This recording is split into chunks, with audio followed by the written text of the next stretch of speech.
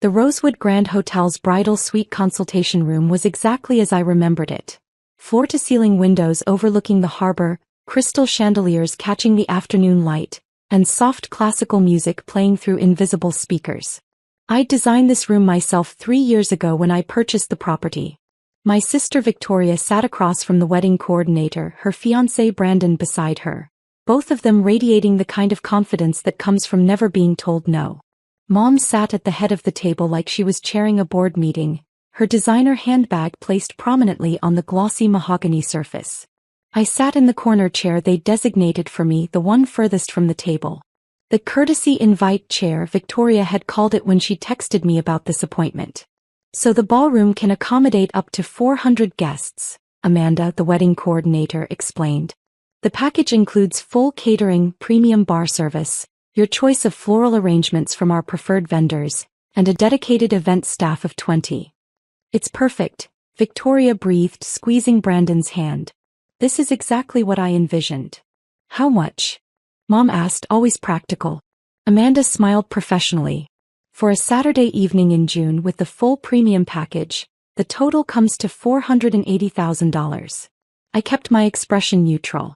I'd set those rates myself last year. Brandon whistled low. That's significant. It's worth it, Victoria said quickly. This is my dream wedding, Brandon. I've been planning this since I was a little girl. We can make it work, Mom assured them. Your father and I have been saving. We'll contribute half. Brandon's parents have agreed to cover another $150,000. That leaves about $90,000 for you two to handle. I can pull from my savings, Brandon said, though he looked slightly pale. We'll make it happen, Victoria declared. Then her eyes slid to me for the first time since we'd arrived. Of course, if Rachel wanted to contribute, that would help. All eyes turned to me. I'd be happy to help, I said quietly. Really?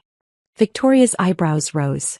Because you didn't offer to help with the engagement party, or the bridal shower, or literally anything else. You didn't ask.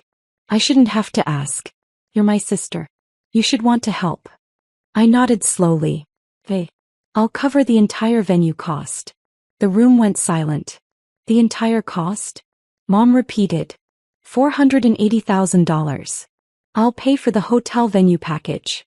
Victoria and Brandon exchanged glances. Mom's eyes narrowed. Where exactly would you get $480,000, Rachel? Mom asked carefully. From my accounts. Your accounts, Victoria repeated flatly. You work in hospitality management. You live in a one-bedroom apartment. You drive a Honda Civic. What accounts? I have savings. Brandon leaned forward. Rachel, that's very generous, but we need to be realistic here.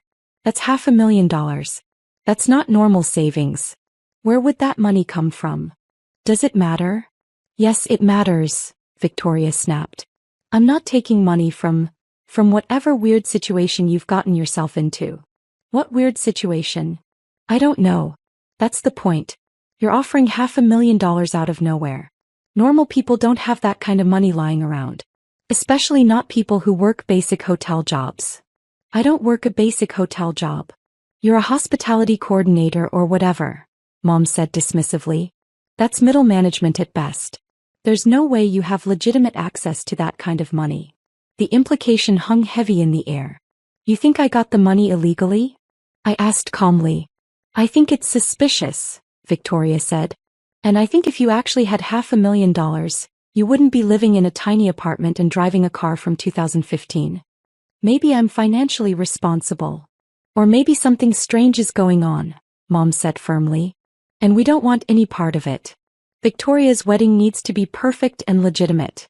We can't have any questionable money involved. Amanda, the coordinator, shifted uncomfortably in her seat. I caught her eye and gave a tiny shake of my head. Not yet. So you're refusing my help, I clarified. We're refusing your charity, Victoria corrected. We're not a charity case, Rachel. We have our own money, our own resources. We don't need handouts from my little sister who suddenly claims to have $500,000 in cash. I never said cash. Whatever. The point stands. We'll pay for our own wedding, thank you very much. Brandon nodded in agreement. We appreciate the offer, Rachel, we really do. But Victoria's right. We should do this ourselves. It's more meaningful that way. More legitimate, you mean? I said quietly. Frankly, yes, Mom said. Until you can explain where that money came from in a way that makes sense, we'd prefer to handle our own finances. Mom's right, Victoria added. And honestly, Rachel, you should focus on your own life instead of trying to insert yourself into mine. Maybe work on getting a better job, a nicer place to live. Stop pretending you have money you clearly don't have. I'm not pretending. Then prove it. Show US bank statements. Show us where this money came from. You want to see my financials? If you're going to make wild claims about having $500,000, yes. I pulled out my phone. Amanda, could you pull up account verification for a wire transfer of $480,000? Amanda hesitated, looking between me and my family. Are you sure, Ms. Chin? I'm sure. She opened her tablet and pulled up a banking interface. I'll need authorization codes. I rattled off a series of numbers. Amanda's eyes widened slightly as she input them. Transfer verified, she said quietly. Funds available and cleared for immediate wire. Victoria's confidence faltered. That doesn't prove anything. You could have borrowed that money. Taken out loans. You want me to complete the transfer? Put the money in escrow for your wedding venue? No, Mom said quickly. Because we still don't know where it came from. For all we know, you've gotten involved in something illegal. Identity theft, fraud, who knows what. I work in hospitality management. So you keep saying. But hospitality coordinators don't have $500,000 wedding budgets lying around. Brandon cleared his throat. Look, Rachel, I'm sure you have your reasons for whatever's going on. But Victoria and I have discussed this and we want to do things the right way. Traditional. Our families contributing what they can, us covering the rest. No mysterious money from unclear sources. Even if it means scaling back the wedding? I asked. We're not scaling back, Victoria said firmly. We're having the Rosewood Grand, the full package, everything perfect. We just don't need your suspicious charity to make it happen. The Rosewood Grand is important to you? It's my dream venue. I've wanted to get married here since I was 16. It's the most prestigious hotel in the city. Only successful people get married here. Successful people, I repeated. Yes. People who've actually accomplished something. People with real careers and real money. Not people playing dress up with mystery funds. Mom nodded approvingly. The Rosewood Grand represents a certain caliber of client. When you have your wedding here, it says something about your status, your family's status. It's an investment in reputation. And you think my money would taint that reputation. We think your unexplained money raises questions we don't want associated with Victoria's special day, Mom said firmly. I looked at Amanda, who was studiously avoiding eye contact with everyone. Amanda, what's the deposit required to hold the date? 20%. $96,000. And when is that due? Today actually. We've been holding the date courtesy for 3 days, but we need confirmation by 5 p.m. today or we'll have to release it to our waiting list. Victoria glanced at her watch. It was 4:15. We'll have the deposit, she said confidently. Brandon's parents are wiring their contribution today. My parents will add theirs and we'll make up the difference. You have $96,000 ready to wire in the next 45 minutes? I asked. We have commitments, Mom corrected. The money will be here. But not in 45 minutes. The hotel will understand, Victoria said. They're not going to lose a $480,000 booking over a minor timing issue. Amanda opened her mouth, then closed it again. Actually, I said, hotel policy is pretty strict about deposit deadlines. Especially for premium dates. June Saturdays book out 18 months in advance. How would you know hotel policy? Brandon asked. I work in hospitality. At what, a Holiday Inn? Victoria scoffed. This is the Rosewood Grand. Different level entirely. Is it? Obviously. Look around, Rachel. This isn't some budget hotel where you probably work the front desk. This is luxury.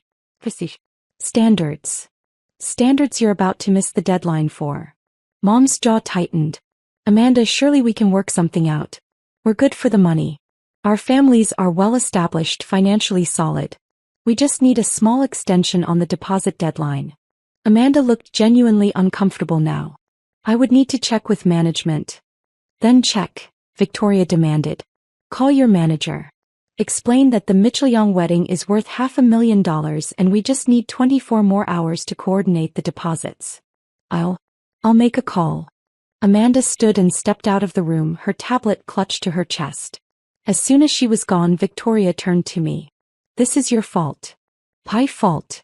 If you hadn't made that ridiculous offer, we wouldn't be comparing our legitimate funds to your sketchy money. Now the hotel thinks we can't afford it. Can you afford it, I mean? Right now. We can afford it, Mom insisted. We just need time to coordinate transfers. In 45 minutes.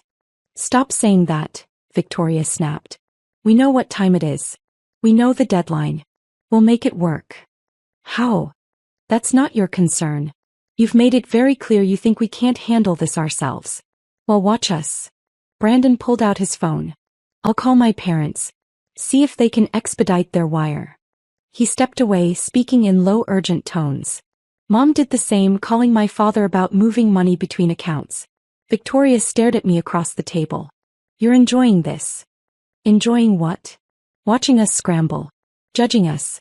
Thinking you're better than us with your mystery money and your smug little comments. I offered to help. You refused. Because your help comes with too many questions. Where did you really get that money, Rachel? What did you do? I worked for it.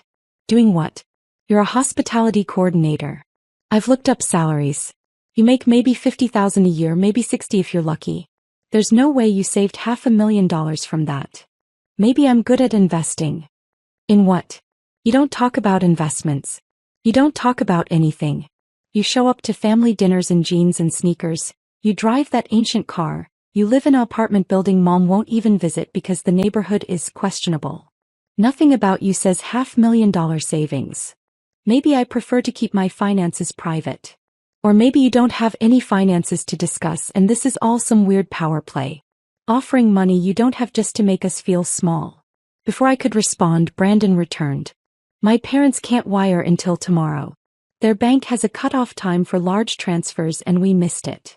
Victoria's face fell. What about a credit card? Can they put the deposit on a card? It's $96,000. Vic credit card limits don't go that high. Mom ended her own call looking frustrated. Your father is at a conference in Chicago.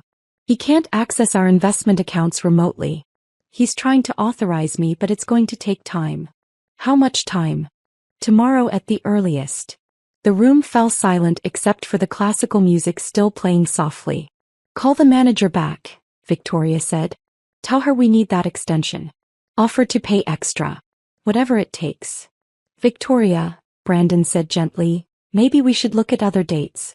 Other venues. No. I want this venue. I want this date. I'm not settling because of timing issues.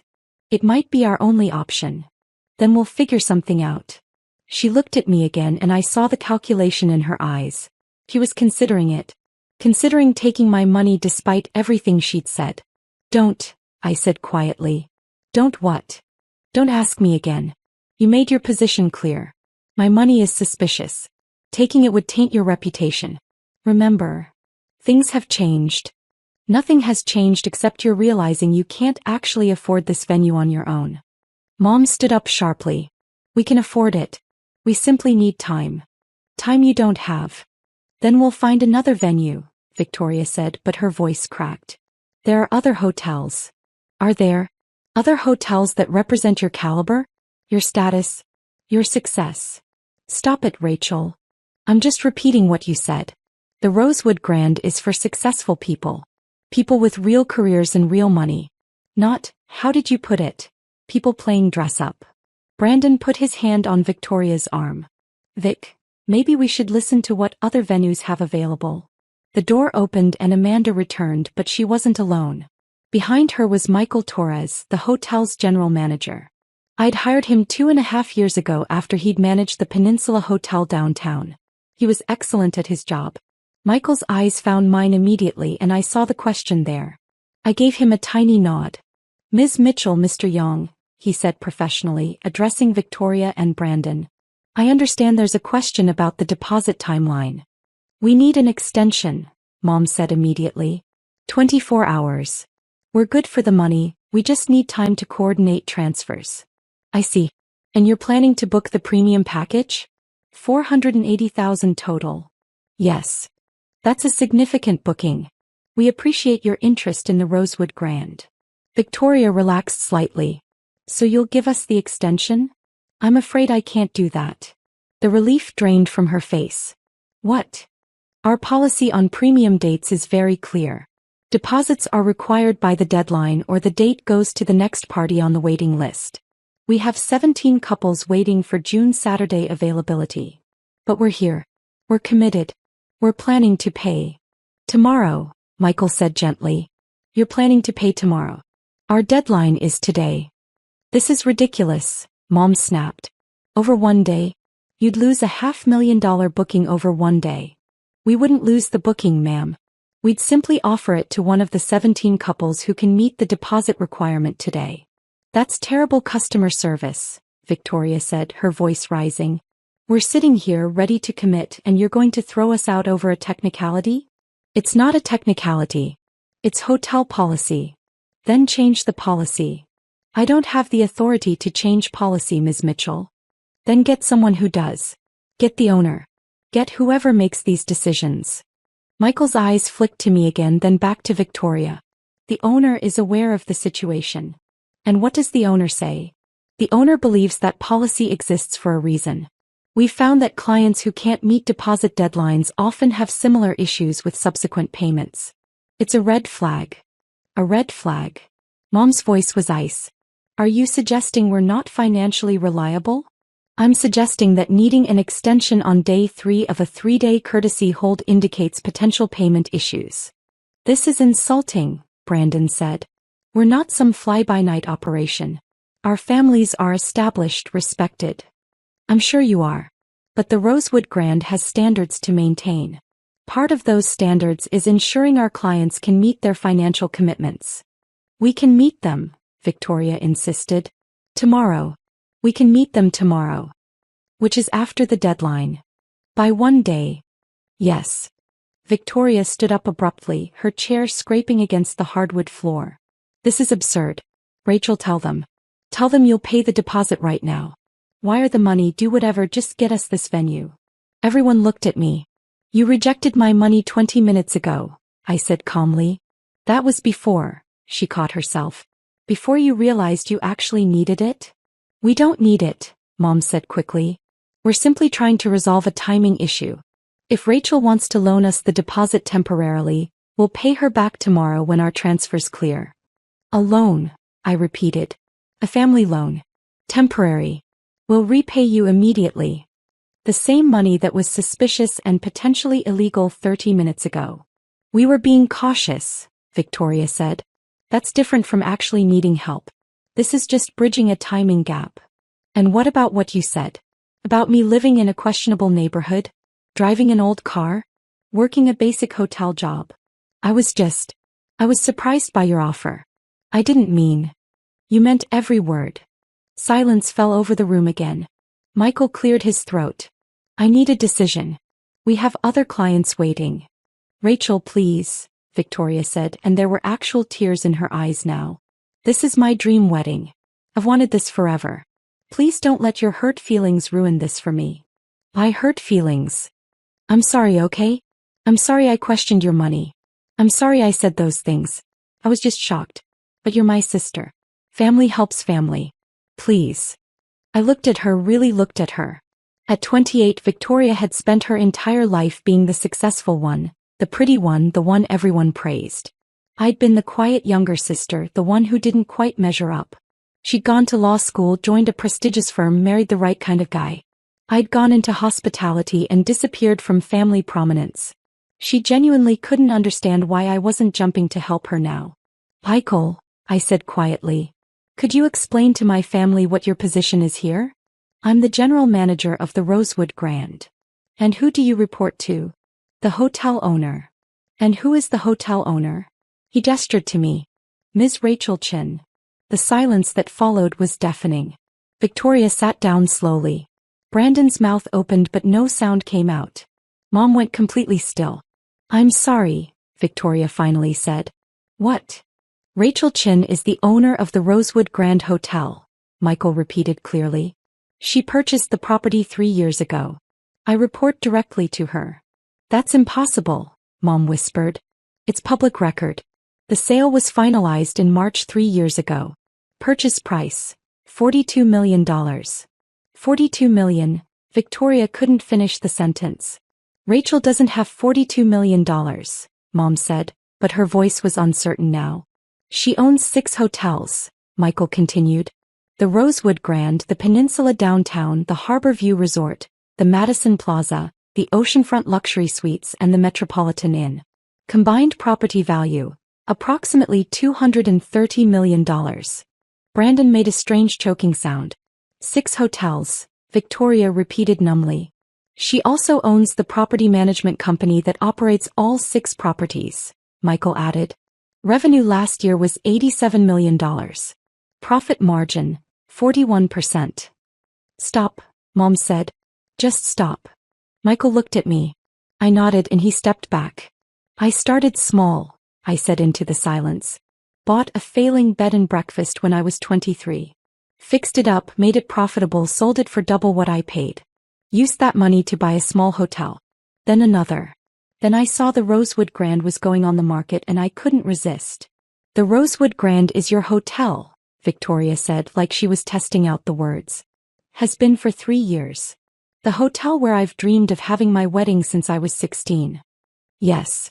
The hotel that represents success and status and caliber. According to you, yes. Oh my God. She put her face in her hands. Brandon found his voice. You offered to pay for the venue. Your venue. I offered to gift you the wedding package. The full $480,000. No strings, no repayment needed. Because you own the hotel. Because you're my sister. Mom stood up shakily. This entire time. All these years. We thought you were struggling. You wanted to think I was struggling. It fit better with your worldview. You let us think it. You never asked. Not once in 3 years did any of you ask how I was really doing. You assumed I was barely scraping by because I don't wear designer clothes and I drive a reliable car instead of a status symbol. You could have told us, Victoria said, her voice small. When? At family dinners where you talked about your cases and your successes and I couldn't get a word in? At holiday gatherings where Mom introduced you as, my daughter the lawyer, and me as Rachel she works at hotels? When exactly should I have announced that I owned a hotel empire? Empire, Mom repeated faintly. That's what the business journals call it. I was on the cover of Hospitality Today last month. Featured article about young entrepreneurs in luxury hotel management. None of you read it. We didn't know to look for it, Victoria protested. You didn't care to look. There's a difference. Michael shifted uncomfortably. Should I, give you privacy for this conversation? No, I said. We're almost done. Victoria, Brandon, you have a decision to make. Victoria looked up, her makeup starting to run. What decision? Whether you want to book your wedding here or not. Can we? After everything we said. That depends. Amanda, what's our policy on clients who insult our staff? Amanda had been standing frozen by the door. We ask them to leave. And clients who question the legitimacy of our business practices? Same policy. But I'm not just staff, I continued. I'm the owner. So the question is, do I want to host a wedding for a family that thinks I'm involved in fraud? That thinks my money is suspicious? That told me to stick to budget hotels. Rachel, please, Mom started. I'm not finished. You were right about one thing, Victoria. The Rosewood Grand does represent a certain caliber of client. Clients who treat people with respect. Clients who don't make assumptions based on appearances. Clients who understand that success comes in many forms. We were wrong, Victoria said. About everything. We were horrible and judgmental and completely wrong. You were. So you won't let us book? I let the question hang in the air for a long moment. Michael, what's the cancellation policy on the courtesy hold? Typically the hold just expires at 5 p.m. No penalties. And what time is it now? He checked his watch. 4:47. So we have 13 minutes. Yes, ma'am. I looked at my sister, at my mother, at Brandon who'd been so confident about doing things the traditional way. Here's what's going to happen, I said.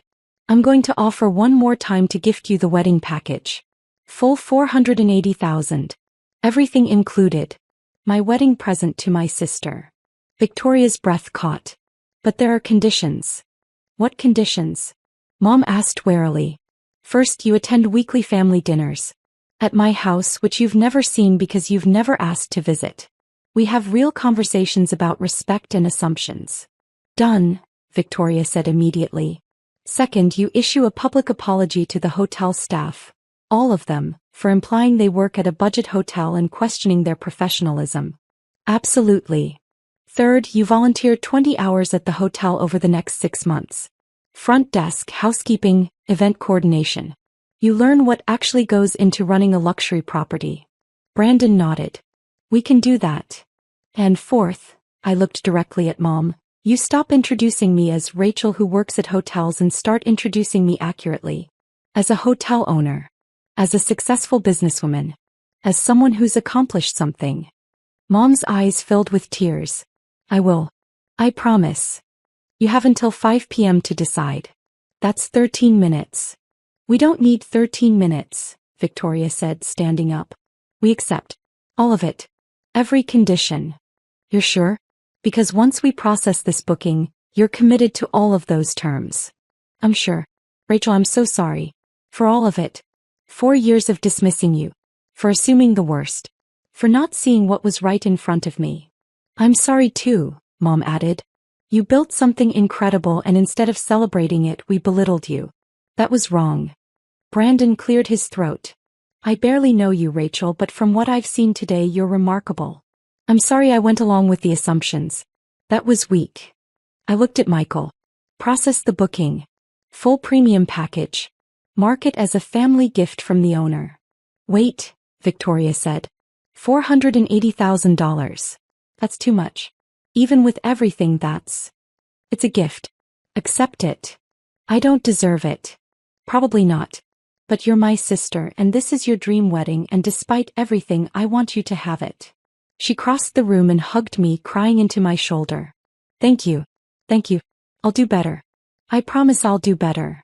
Mom joined the hug, then Brandon, and for a moment we stood there in the consultation room of my hotel, my family finally seeing me for who I actually was. When we separated, Amanda was smiling and Michael looked relieved. I'll process the paperwork, Amanda said. Miss Chin, do you want to sign off personally? Please. She handed me the booking contract and I signed as both the gift giver and the property owner. Victoria watched the signatures with something like awe. 6 hotels, she said quietly. How did I not know my sister owned 6 hotels? 7, I corrected. The contract on the Bayside Resort finalized this morning. I just haven't announced it yet. 7 hotels at 30 years old. 31 next month. How? I worked hard. I was smart with money. I saw opportunities and took them. And I didn't waste time trying to impress people who weren't paying attention. Mom flinched. That's fair. It's true. I built this while you were all busy assuming I was failing. The question now is, are you going to keep assuming or are you going to actually get to know me? Know you, Victoria said firmly. I want to know everything. Your business, your properties, your life. All of it. Same, Mom added. No more assumptions. No more dismissing you. Brandon nodded agreement. Then we start Sunday, I said.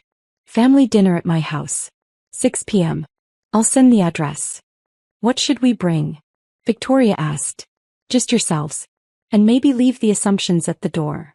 She laughed, a watery sound. Deal. Michael walked them through the next steps of the wedding planning process while I stood by the windows overlooking the harbor. This hotel had been my riskiest purchase, the one that pushed me from comfortable success to significant wealth. I'd been 28 and terrified, but I'd trusted my business instincts and it had paid off spectacularly. My family had never asked about that fear.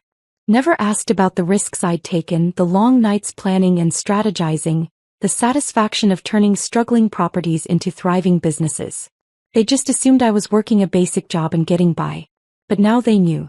And while I couldn't erase the years of dismissal and condescension, I could give them a chance to do better going forward. After Victoria, Brandon, and Mom left, still stunned and apologetic, Michael approached me. That was intense, he said. That was overdue. Are you really going to gift them the full package? I am. Even after everything they said? Especially after everything they said. Because now they know better and they'll have to live with knowing they judged me so harshly while I was still willing to be generous.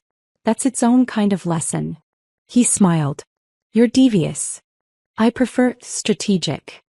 Either way, it's going to be interesting having your sister volunteer here for 20 hours. Put her on housekeeping rotation. Let her see what real work looks like. You're enjoying this. A little, I admitted. Is that wrong? After what I witnessed today? Not even a little bit. I left the hotel an hour later, after reviewing some quarterly reports and approving a renovation plan for the peninsula. My phone buzzed as I reached my car, the Honda Civic that Victoria had mocked. A text from Victoria. Just looked up your interview in hospitality today. You were wearing jeans and sneakers in the photo. I get it now. You don't need to prove anything to anyone. I'm sorry it took me so long to understand. See you Sunday. Another from Mom. Your father just landed in Chicago and I told him everything. He's in shock. He's also incredibly proud. We both are. We should have told you that years ago. And one from Brandon. Thank you for giving us another chance. I promise we'll do better. Also, is the hotel hiring for legal counsel? Asking for a friend. The friend is me. I smiled and drove home to my penthouse apartment. Not a one-bedroom as they'd assumed, but a 4,000 square foot space with harbor views and a private rooftop terrace. The building was another property I owned, purchased 2 years ago when I decided to consolidate my real estate investments. My phone rang as I parked. An unknown number. Rachel Chin. Miss Chin, this is Diane Pritchard from Metropolitan Business Weekly. I'm doing a feature on young women in luxury hospitality. Your name came up repeatedly as someone we should profile. Would you be interested in an interview? What would the article focus on? Your business strategy, your property acquisition approach, and what it's like building a hotel empire in your 20s and 30s. We've heard you're very selective about press, but our sources say you're worth the persistence. Who are your sources? I spoke with Michael Torres at the Rosewood Grand. He spoke very highly of you. I made a mental note to tease Michael about recruiting journalists. I'll consider it. Send me the interview questions and I'll review them. Wonderful. One more thing. Is it true you just purchased the Bayside Resort? News travels fast. In this industry, always. Congratulations, by the way. That property has been on the market for 2 years. Everyone's been trying to figure out who finally bought it. I like a challenge. Clearly. I'll send those questions over. Thank you for your time, Ms. Chin. I ended the call and looked up at my building, my home, my investment that had appreciated 30% in 2 years. Victoria was right about one thing. I didn't need to prove anything to anyone. But it was satisfying to finally be seen. My phone buzzed again. A text from Amanda. Just wanted to say what you did today was incredible. Your sister had no idea what she was walking into. I replied, she does now. That's what matters. Sunday dinner was going to be interesting. I'd show them the penthouse, the terrace, maybe pull up the portfolios on my other properties. Let them see the full scope of what they'd been dismissing for years. But more than that, I'd get to know them too. Really know them. Because while they'd been busy assuming the worst about me, I'd been assuming they didn't care. Maybe we were both wrong about each other. Or maybe they just needed to see me differently before they could appreciate me properly. Either way, we had a wedding to plan. And this time, my family would know exactly who was paying for it and why that mattered more than any assumption they'd ever made. I walked into my building, past the doorman who greeted me by name, up the private elevator to my penthouse, and I smiled. 7 hotels. 87 million in revenue. A sister who was finally seeing me clearly. And a wedding that would remind my family every time they looked at the photos that they'd underestimated me spectacularly. Not bad for someone they thought should stick to budget hotels. Not bad at all.